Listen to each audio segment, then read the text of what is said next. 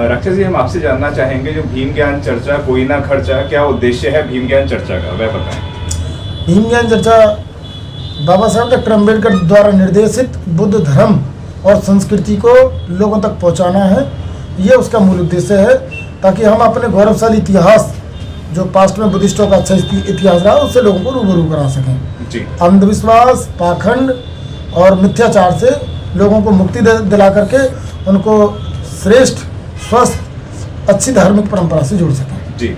25 दिसंबर ही आपने इसको क्यों चुना?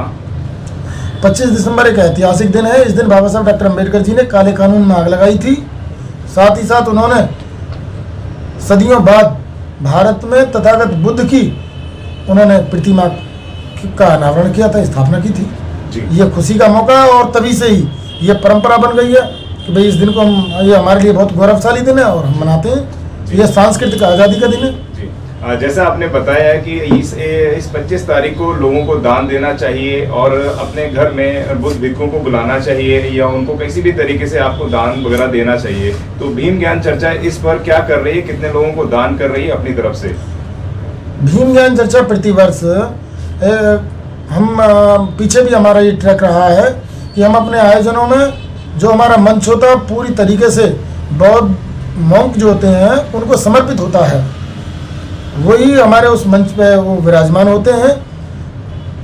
साथ ही साथ हम उनको प्रतिवर्ष उनको फल, मिठाई और चीवर आदि दान करते हैं, जो इस बार भी होगा।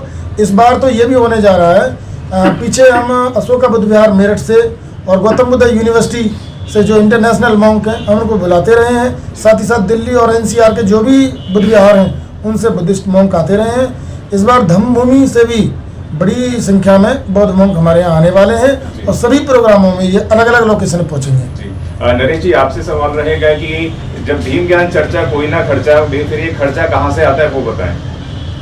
खर्चा, अगर खर्चा की बात करें तो खर्चा जो बौद्ध के उपासक हैं वो लोग इतना दान देते हैं। पहले वो गलतफहमियों में थे, इधर उधर दान करते थे, अब वो बाबा साहब की बातें को मानकर उन्होंने बौद्ध धर्म अपनाने का काम किया। उसके साथ साथ उन्होंने जो दान उधर करते थे वो अपने घर में अपना दान करना उन्होंने शुरू किया है और इसी को उन्होंने बढ़ा चढ़ाकर आज इस परंपरा को यहाँ तक लेकर आए जी। सिंह साहब, आपसे जानना रहेगा कि जो 25 तारीख है पहले लोग जानते नहीं थे, आपने इसको अच्छे से इसको डेवलप कराया और बौद्ध महोत्सव को आज जो है पहले एक प्रोग्राम हुआ करता था, आज 25 प्रोग्राम हो रहे हैं, तो क्या लगता है कि आने वाले समय के अंदर ये नेशनल इंटरनेशनल लेवल पे जाएगा? देखिए, हमको उम्मीद ही नहीं बल्कि पूर्ण विश्वास है कि जिस तरह से हमको और बहुजन समाज को बाबा साहेब और बहुजन समाज में जन्मे महापुरुषों के संघर्ष के बारे में मालूम होती जाएगी, उसी तरह से ये जो दिवस है और जो भी हमारे लिए गौरवशाली दिन है उनके इतिहास की चर्चा होती रहेगी, लोगों को जानकारी होती रहेगी और एक दिन ये नेशनल नहीं इंटरनेशनल लेवल पे मनाया जाएगा। और आज भी बहुत सारी संस्थाएं हैं जो कि बाहर में रह रहे हैं और बाबा साहब के मिशन को फॉलो करते हैं, तो वो आज भी सेलिब्रेट कर रहे हैं दूसरी कंट्री में 25 दिसंबर को जी। आनंद जी, जिस तरीके से नुक्कड़ सभाएं करते हैं, घर घर जाके भीम ज्ञान चर्चा का प्रचार करते हैं, यूं पूछने की जरूरत नहीं है कि भीम ज्ञान चर्चा किस स्तर पर पहुंचा, लेकिन आज कितने लोग इसको समझ पाए भीम ज्ञान चर्चा को? यूं तो प्रोग्राम के अंदर लाखों लोग देखने को मिलते हैं, लेकिन इस बाबा साहब और बुद्ध की बातों को कितना समझ पाए, आपसे जानेंगे। सर, भीम ज्ञान चर्चा बिना कोई खर्चा, ये जो कॉन्सेप्ट है ये ऐसा है कि जो ग्रामीण तबका है, जहां हम किसी और माध्यम से वहां नहीं पहुंच पाए हैं, जहां हमारा महापुरुषों की हमारे विचारधारा को आगे नहीं बढ़ाया जा सका है अभी तक, उन लोगों के बीच में ये संस्था जाती है और अपने सारे संसाधनों से, चाहे वो बुक्स हो, साहित्य हो, चाहे बाकी और लिटरेचर हो, और जो मीटिंगें छोटी छोटी गैदरिंग के साथ की जाती हैं, हमारे साथी सवेरे निकलते हैं और शाम तक उस एरिया में रहते हैं, जहां अपना एक भी घर दिखाई देता है हमारे लोग जरूर पहुंचते हैं और उन लोगों के साथ डायरेक्ट तालमेल बिठा के इकट्ठा करके उन लोगों के साथ मीटिंगें की जाती हैं। मीटिंग करने के साथ साथ उन लोगों को बताया जाता है बाबा साहब का जो आइडियोलॉजी है उसे आगे बढ़ाने के लिए, और जो हमारे महापुरुषों की जो विरासत है उस विरासत को स्थापित करने के लिए हम लोग दिन रात एक करते हैं। हम दिल्ली से चल करके या नोएडा से चल करके इटावा, कानपुर, कन्नौज, छबीरामऊ, संभल, सहारनपुर के छोटे छोटे गांव में जहां हमारे समाज के लोग, जहां आज अभी तक उस विचारधारा का मूवमेंट खड़ा नहीं हो पाया है, उन लोगों के बीच में जाते हैं और अपने साहित्य के साथ अपनी बातों को रखते हैं, उन्हें अवेयर करते हैं, उन्हें समझाते हैं कि कैसे हम उस अंधविश्वास, पाखंड और जो धूर्तता है उससे बाहर निकल के उस महान कल्चर, महान सांस्कृतिक विरासत के साथ जुड़े और अपने आप को स्थापित करें, अपने महापुरुषों को जानें और अपने महापुरुषों की विरासत को आगे बढ़ाने का काम करें। और हमारे वो साथी जो अब तक दूर दराज की वजह से हमसे नहीं जुड़ पाते थे, हमारे प्रोग्राम में नहीं आ पाते थे, इसीलिए इस 25 दिसंबर के बौद्ध महोत्सव को जो एक अब विराट रूप लेता चला जा रहा है, वो अब उनके नजदीक चला जा रहा है और धीरे धीरे करके उनके घरों में ये स्थापित होगा। आज एक बड़े मंच से छोटे छोटे कई मंचों पर गया, अब धीरे धीरे करके उनके परिवारों और घरों में स्थापित होगा।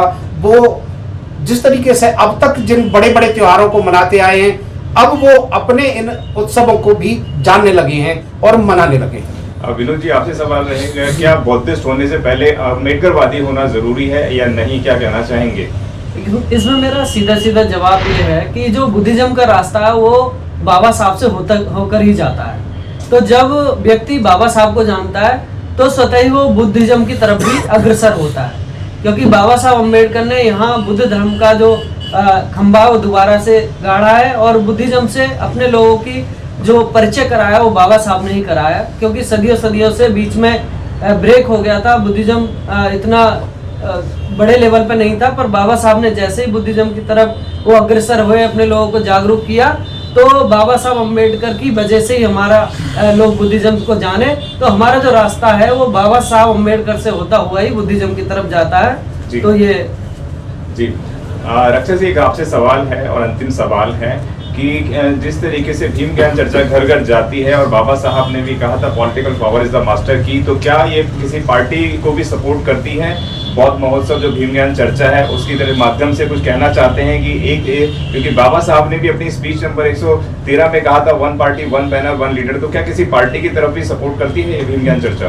देखिए, हम लोग धार्मिक सांस्कृतिक संस्था हैं और हमारा जो कार्य क्षेत्र है धर्म संस्कृति को आगे बढ़ाने का है। आप इस पर जो आप हमसे जानना चाह रहे हो, हम स्पष्ट रूप से बता रहे हैं, ऐसा राजनीतिक दल जो बुद्ध के नाम पर जिले बनाता है, ऐसा राजनीतिक दल जो बुद्ध और बाबा साहब डॉक्टर अम्बेडकर के मान सम्मान को बढ़ाता है, ऐसा दल जो उनके मौलिक तत्वों को, जो मानवतावाद है, समतावाद है, मैत्री है, भाईचारा है, जो उसको आगे बढ़ाएगा, भीम ज्ञान चर्चा एसोसिएशन के लोग उनको वोट करते रहे, उनको वोट करते रहेंगे।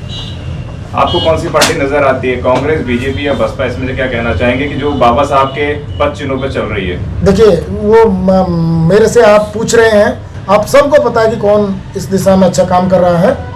एक ही पार्टी है, मैं उसका नाम ना लूँ तो ज़्यादा बेहतर रहेगा। जी अच्छा, एक आखिरी सवाल रहेगा, ये है भीम ज्ञान चर्चा 1 से 25 तक पहुंची है, क्या फिर दोबारा 25 से 1 पर आएगी या 101 पे जाएगी, क्या कहना चाहिए? ये 1 से 25 कहना भी गलत होगा, ये हो सकता है ये 25 से भी ज्यादा इसी बार हो जाए और पीछे मुड़ने का तो कोई मतलब ही नहीं है। बाबा साहब ने कहा था कि मैं जिस कारवां को लेकर आया हूँ, मेरा युवाओं से अनुरोध है कि उसको अगर आगे नहीं ले जा सकते तो पीछे ना जाने दें। तो हमारा भी ये कमिटमेंट है, ये जहाँ तक आ गए इससे पीछे तो जाएगा नहीं, इससे कई गुना आगे जाएगा। मतलब लगता है कि आपके 25 की जगह 25,000 तक पहुँचने का अगले साल रहेगा निर्णय कुछ ऐसा? सर, आप गिनती करते रहिए, हम काम करते रहेंगे। धन्यवाद। अगर आपने अभी तक हमारा चैनल सब्सक्राइब नहीं किया है तो सब्सक्राइब करें और घंटी का बटन बिल्कुल भी दबाना ना भूलें ताकि सभी लेटेस्ट खबरें पहुंच सकें आप पे सबसे पहले।